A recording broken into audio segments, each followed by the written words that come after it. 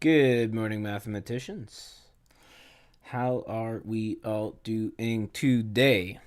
Don't all answer at once. I don't know. Let's go back to Milne, I guess.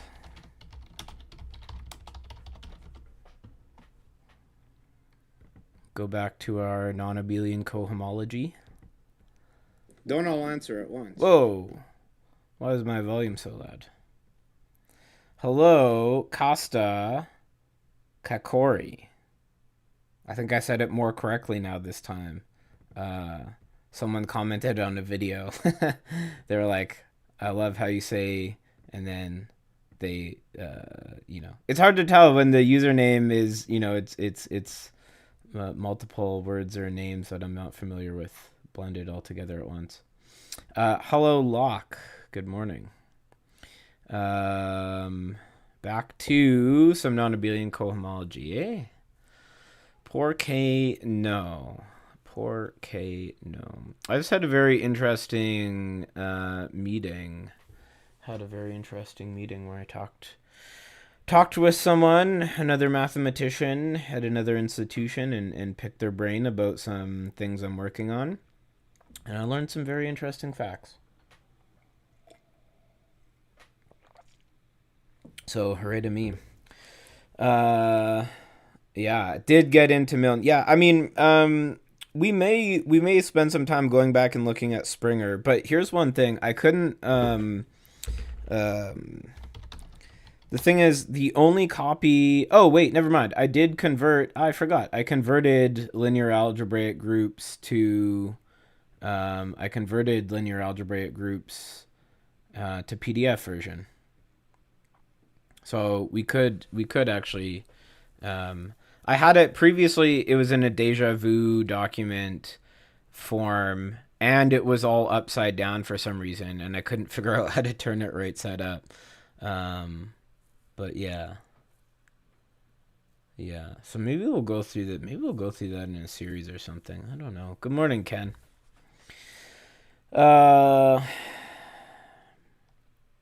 Gang, I got some terrible news from the orthodontist yesterday. Terrible news from the orthodontist. They said that, out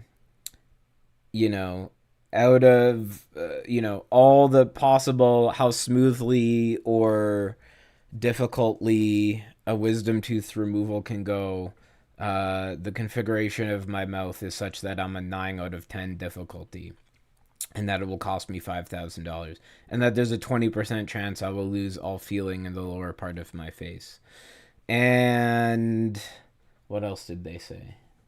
Oh, and there's a chance because my teeth poke through my sinuses that they may have to do a mid-surgery sinus repair. And it will cost like a lot of money. And it will also be such that for the first 7 to 10 days, I will be completely incapacitated. That is, like, unable to do anything, basically. So I probably won't even be able to stream. Skill issue. Yeah. I should have just said that to the guy. Is Springer Publishing named after that guy? I have no idea. Is Springer Publishing named after the mathematician Springer? Ich weiß es nicht. No, there we go. It was founded in Berlin by Julius Springer. Oh, wait. Original company. Okay. The U.S. company established by Bernard Springer. Dutch mathematician Tony Springer. Wait a second. Which Springer is the Springer that... which Springer is this? T.A. Springer. Yeah, so Tony. That's probably Tony. Tony. It doesn't sound very German. Whatever. Germany and Italy are pretty close. Pretty close geographically. Um, we're going to need a schedule for these streams? Absolutely not. Absolutely not. About never. Group objects are coolio. I would agree with that statement. Why am I down here? We weren't here yesterday. Why am I down in profinite groups already? We were here. Okay, exact sequences, induce these things. Right.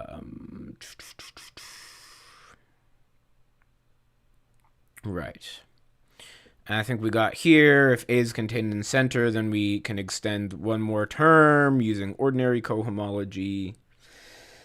You thought healthcare in Canada was free? Yes, it is largely free, but for some strange reason, healthcare does not include dental. Well, recently, actually, maybe about a year ago, a new dental care program was rolled out.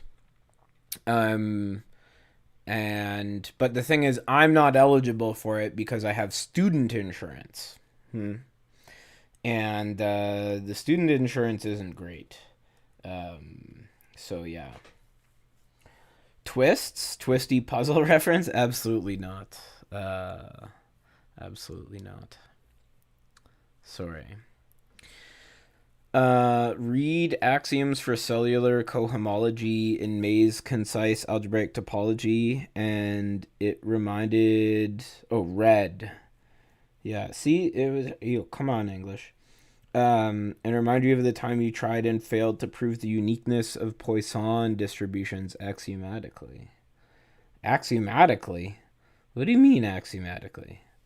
Is there a synthetic theory of Poisson distributions? Because it was wrong. There exist mixed Poisson distributions. Well, there you go. There you go. Well, it doesn't have its own separate axioms lock, but it's that you can. You can define. You can define it axiomatically and prove things just from axioms, right? Like, in the way that it's no different than because like for example, there's a lot of different cohomology theories, right? And they all seem to behave the same. So when you have a bunch of different cohomology theories that seem to behave the same, then you write down some axioms for a cohomology theory. It's no different than just like, there's these things and they seem to be groups. They all seem to have a similar thing. So you write down a set of axioms that captures them all, and that defines a group. And then you prove things from that axiomatic system. There's a public health system in your country that is free and covers most of the things, even some pseudoscientific treatments. Interesting. But it isn't the fastest system in existence, so many opt out to pay. I see. To be honest, from what I've gathered from some friends from Mexico, friends who grew up in Mexico, and a friend who is currently living in Mexico, I think the system there seems pretty good. It seems to be a mix of both public and private.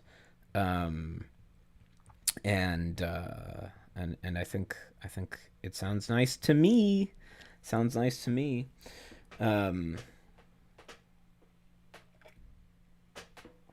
Okay. Proposition describes a fiber of this containing neutral element. To describe the other fibers, we need a twist. Is he talking about? I think I forgot to label that proposition. But it's here, right? The fibers the fibers of U1 here are the orbits of this in there. Okay. Oh, I see.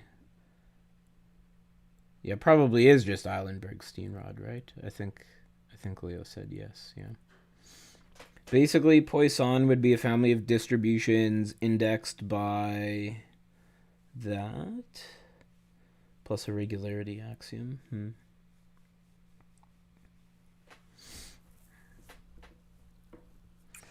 Uh,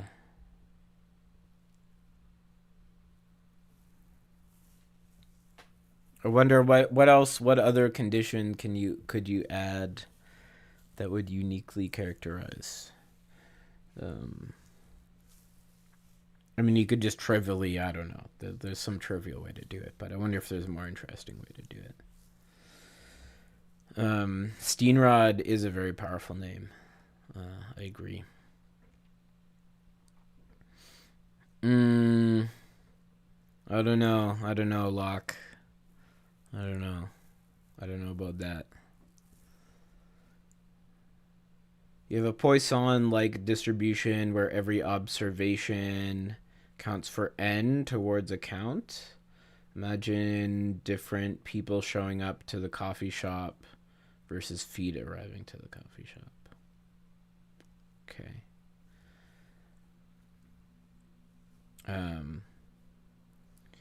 Hello, Dirac's delta function. Uh, Glad to have you here. I'll try not to integrate you away.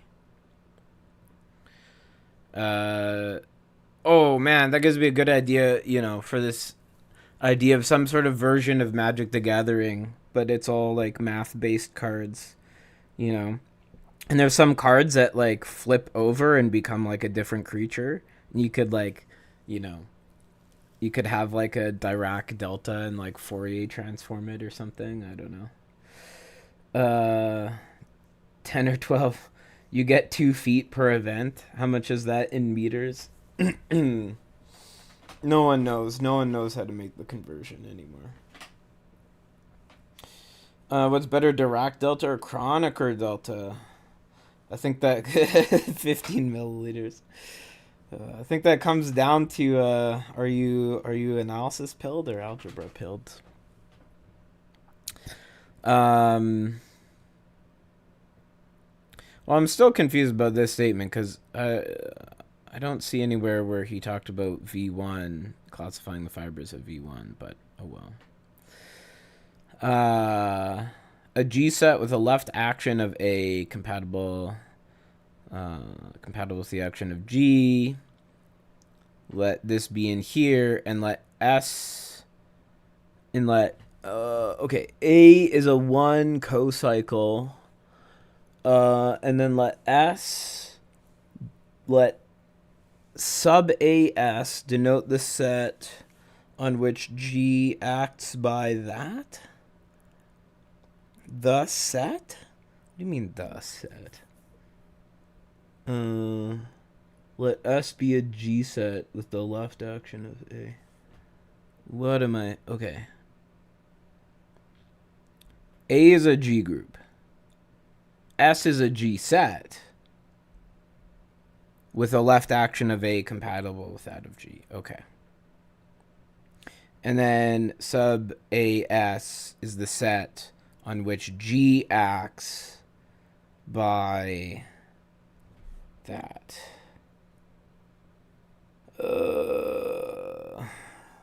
Twisted cocycle. Okay. That seems weird. But whatever. Twisted cocycle. Where's office hours? Twisted cocycle.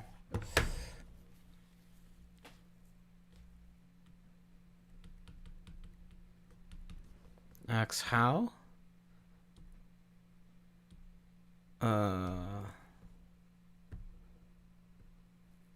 Sigma on S is A sigma dot sigma S.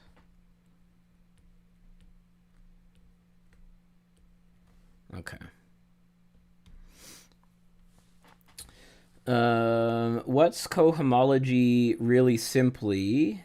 What about de Rham cohomology specifically? Well, you should go check out the really most simple way I know how to explain it. Except Leo said my video sucks and is bad and is wrong and is terrible. He said it's the worst video he's ever seen in his life, and he said I should be made fun of, and people should scream and cry at me. But, you know, I think my what and why cohomology video is not terrible. Yeah. I think it's not the worst thing that's ever happened. So you could go look at that. What is DRAM specifically is just a particular kind of cohomology theory.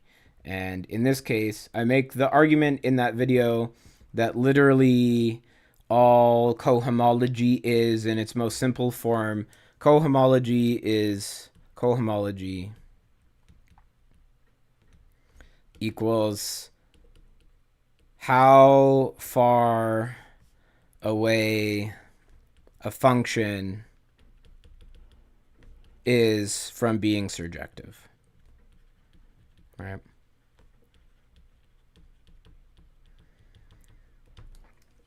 DRAM cohomology basically is the question of how far away.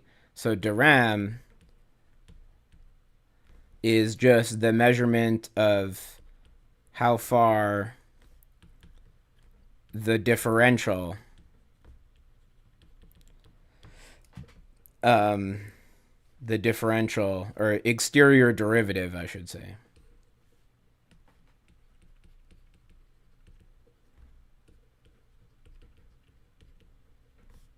is from being surjective. So basically, it's about how to. It's about what differential equations you can solve on your manifold. That's it.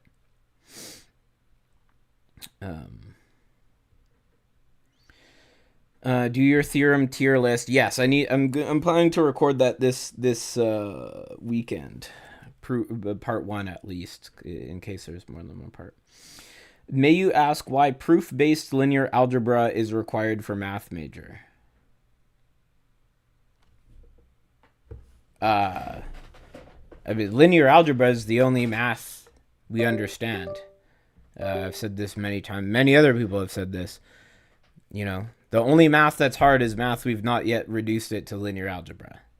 So that's it. Linear algebra is the backbone of literally everything, pure and applied.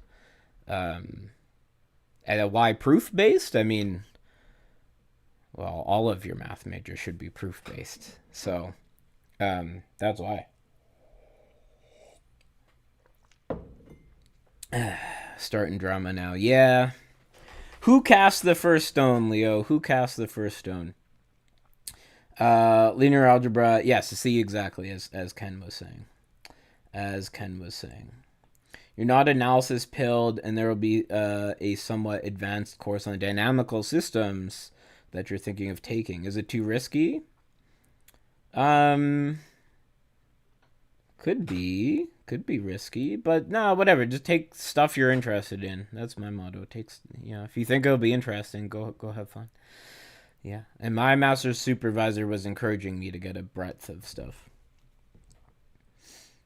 To do the mixed Poisson distribution, it's not so hard. The hint is to use this generating function.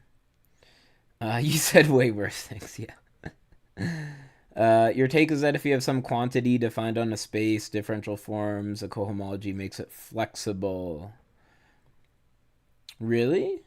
I see cohomology as being more rigid because it's like this algebraic thing. So that's interesting. Cohomology is cohomology. I agree. Yeah.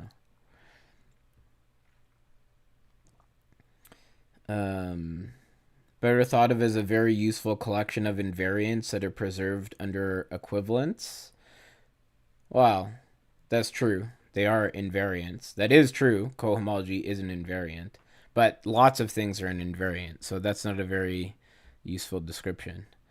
Cohomology is the failure of surjectivity. And if you disagree with me, you're wrong.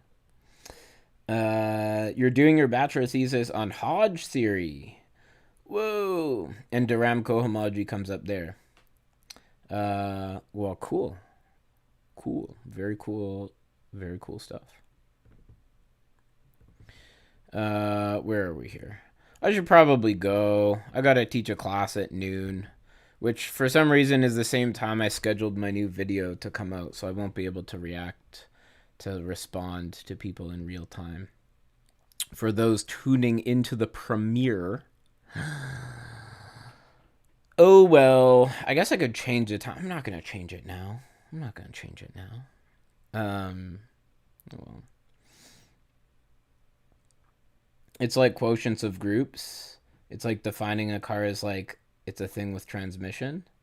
Was that my explanation? I'm pretty sure the main point I'm pretty sure the main point I tried to drive home was that it's how far a function is from being surjective. That was the main takeaway that you should have got from that video. And I think I said that many times. Next representation theory video when? I don't know, cuz part of me is like, "Oh, I should wait. I should." So it'll either be next week or it may even be sooner if I decide to put a different video next week. Yeah.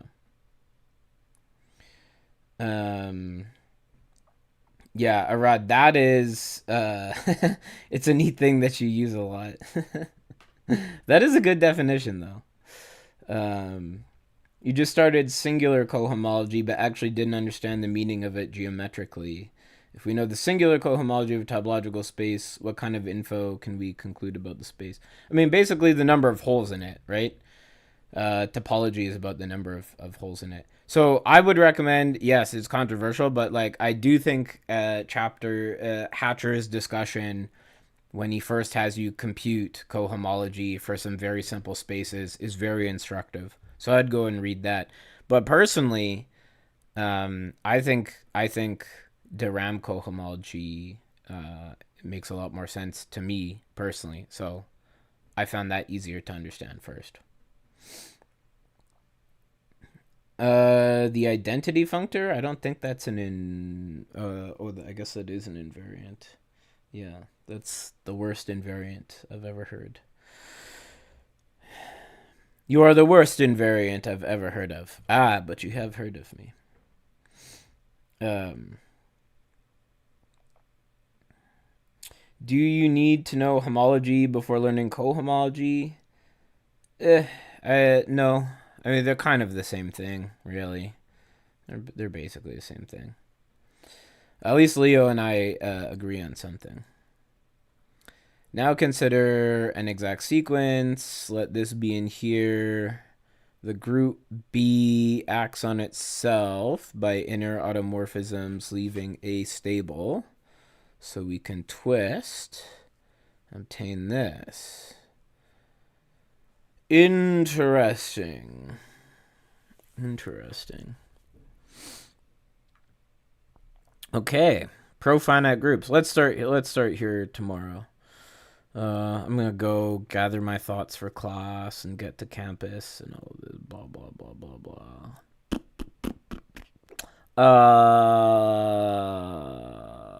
Yeah, short episode today, I guess.